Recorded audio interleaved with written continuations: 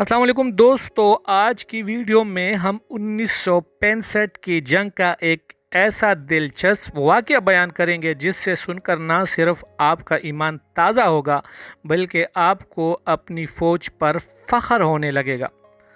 दोस्तों, 1965 की जंग के दौरान lieutenant colonel Naseerullah Babar aviation squadron के क़यादत कर रहे थे। पाक फौज के लेफ्टिनेंट कर्नल नसीरुल्लाह बाबर ने गलती से अपना हेलीकॉप्टर भारतीय मोर्चों के पास उतार लिया। अपने इर्द गिर्द भारतीय फौजियों को देखकर नसीरुल्लाह बाबर बिल्कुल भी ना घबराए।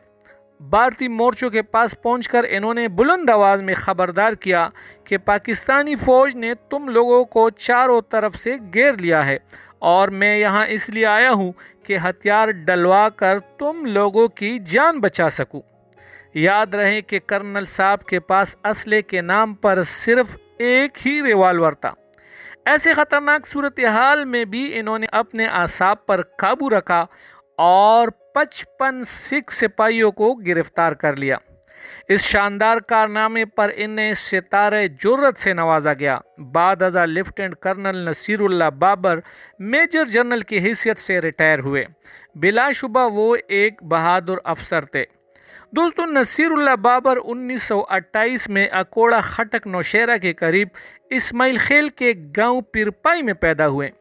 कायम पाकिस्तान के बाद यानी 1948 में पाक फौज में शमूलियत इख्तियार कर ली।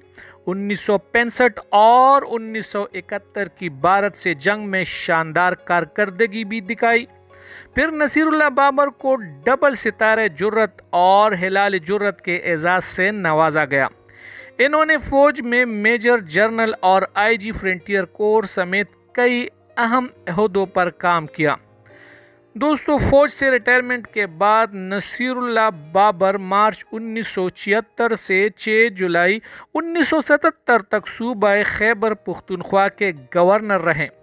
दोस्तों, नसीरुल्लाह बाबर पाकिस्तान पीपल्स पार्टी के दौर में वजीर दाखिला भी रहे। दोस्तों, नसीरुल्लाह बाबर ने ही कराची के ख़राब हालात को ठीक किया था और वो इस वजह से पूरे पाकिस्तान में मशहूर है। इनकी वफ़ात जनवरी 2011 में हुई। दोस्तों, मिलेंगे एक और अच्छी सी मालूमाती वीडियो के साथ। अल्लाह हाफिज़।